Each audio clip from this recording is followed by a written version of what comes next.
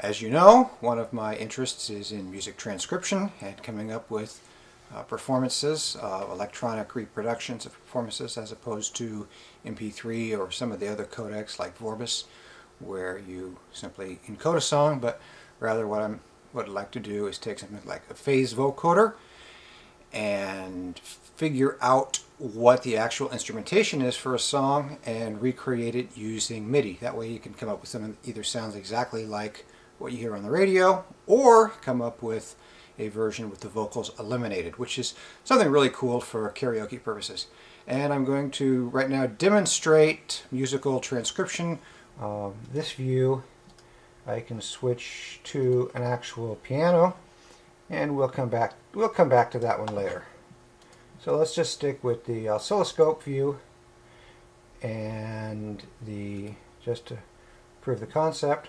Or I can bring up what's called the output of a 32-band polyphase filter. Let's stick with the polyphase filter, and we will tile them.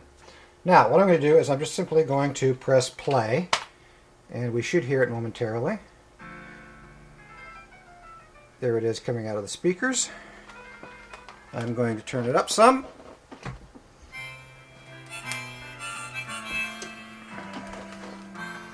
And I will stop it and rewind. And as you can see, I am analyzing the spectrum in multiple domains. What I want to do is just simply maximize this one. And it is a C. Right here. That is a C, and the harmonics are the C. So these lines are Cs. I am now going to step forward to the song, and I hope you can hear it okay. As I step through it, that C is being sustained. Turn it up a little.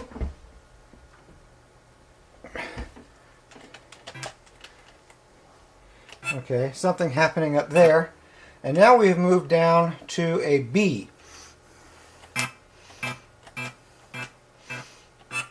Putting with the bass line. This one looks like it is 1, 2, 3, 4, 5, 6, 7 half steps above this C, which of course would be a G. So what we need to know here is we started out with B, or rather we started out with C, we went C, B, A, G, which is a simple descending sequence on that particular line. And you get out some paper and a pencil, and you do this the old-fashioned way. There's a C again, above A3. So middle C is about 260 Hertz, and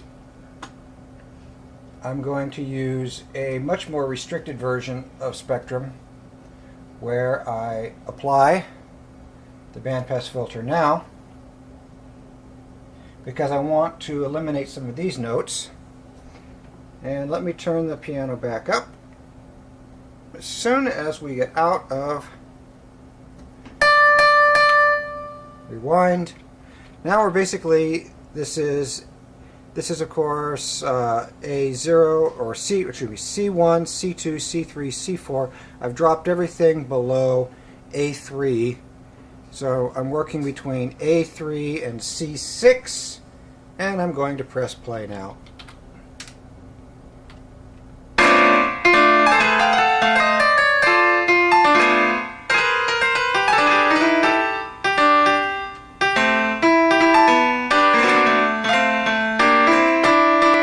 Paused it there. Now, as you can see, if I work on a more restricted region of spectrum and map appropriate regions of the spectrum to specific musical instruments, which this program doesn't quite support, because ideally I'd like to map some of this stuff here onto the grand piano and then some material down here onto a bass line.